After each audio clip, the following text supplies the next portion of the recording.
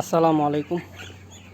So আমরা আজকে সকালে কোনো অ্যানালাইসিস দিতে পারিনি, বাট এর মাঝখানে আমরা আরও একটা অপরচুনিটি মিস করেছি, সেলিং অপরচুনিটি, বিকজ আমি একটু ব্যস্ত ছিলাম।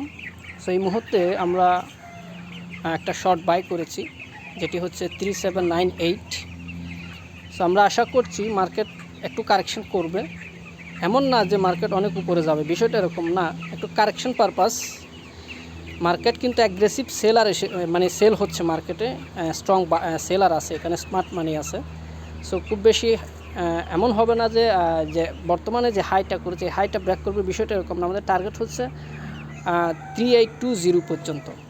সো যদি এখানে যায় ভালো, আদারওয়াইজ আমরা হয়তো এর নিচ থেকে মার্কেটে মোমেন্টাম বুঝে হয়তো প্রফিট বুক করে এক্সিট করতে পারি। সো আমরা 3798 থেকে 3820 পর্যন্ত মার্কেটকে আশা করছি। সো এই মুহূর্তে সেই হিসেবে আমরা শর্ট বায়ার। সো আমাদের এসএল হচ্ছে 3783।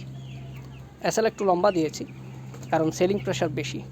সো আমরা এখান থেকে মোটামুটি 200 পিপস কিংবা 150 পিপস প্রফিট হলে এক্সিট করবো মার্কেট থেকে, পরিস্থিতি বুঝে। আপনাদেরকে বলতেছি বলেই হয়তো বিষয়টা সেরকম হবে না, পরিস্থিতি বুঝে। সো আমরা এই মুহূর্তে বাই নিয়েছি। এখনকার মতো গোল্ডের এটাই আপডেট দেওয়ার ছিল, আমরা সকালে কোনো আপডেট দিতে পারি নাই। এটাই এই মুহূর্তে অ্যানালাইসিস। সকলে ভালো থাকবেন। আসসালামু আলাইকুম।